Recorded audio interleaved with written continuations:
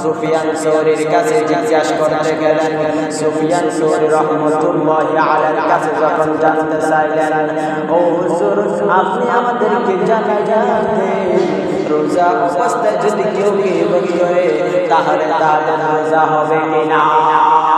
সুফিয়ান সৌরী রাহমাতুল্লাহি আলাইহি স্বয়ং জানাইয়া দেন, যারা রোজা অবস্থায় গীবত করবে তাদের কোনো রোজা হবে না।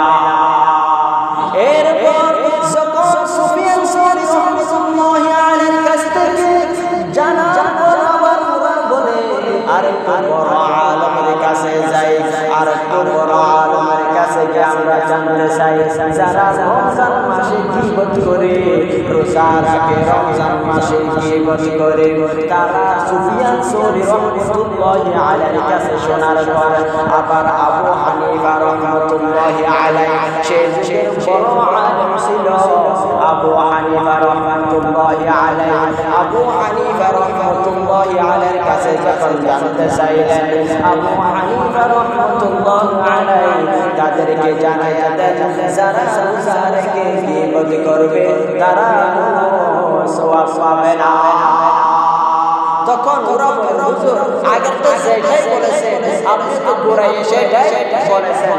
আগে হুজুর বলেছেন যারা রমজানের রোজা রেখে গীবত করবে তাদের রোজা হবে না, আপনি বলেছেন যারা রমজানের রোজা রাখে, রোজা রেখে গীবত করে তাদের সওয়াব পাবে না। সেজন্য রহমত আলাম জানাইয়া দেন, রাসূলুল্লাহ সাল্লাল্লাহু আলাইহি ওয়াসাল্লাম সারা 1400 বছর আগে জানাইয়া দেন, নসাই শরীফের হাদিস 3336 নং হাদিস, রাহমাতুল্লিল আলামিন জানাইয়া দেন, কাম মিন সাইমিন লাইসা লাহু মিন সিয়ামিহি ইল্লা আল-জু'।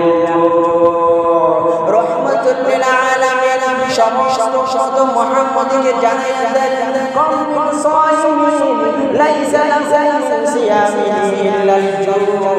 অনেক রোজাদার আছে 30টা রোজা রাখবে, কিন্তু রোজা থেকে তারা কিছু পাবে না, শুধু ক্ষুধার্ত অবস্থায় থাকবে।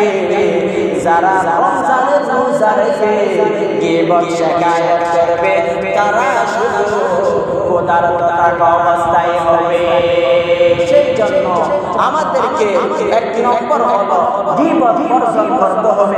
শুধু রমজানের রোজা রাখলাম, নামাজ পড়লাম না, রোজা রাখলাম, মানুষের গীবত করলাম, তাহলে যাদের মধ্যে এই দিকটা পাওয়া যাবে, তাহলে তারা রোজা রাখার পরও সওয়াব পাবে না। স্বয়ং রহমত আলাম জানাইয়া দেন, লাইসা লাহু মিন সিয়ামিহি ইল্লা আল-জু'। তারা শুধু ক্ষুধার্ত অবস্থায় থাকবে, রমজানের রোজা থেকে জন্য কিছু থাকবে না। এরপর রহমত আলাম জানাইয়া দেন, রমজানের রোজা হলো তাদের জন্য ডাল চুল হবে যারা রমজানের রোজা রাখবে, গীবত করবে না। আল্লাহ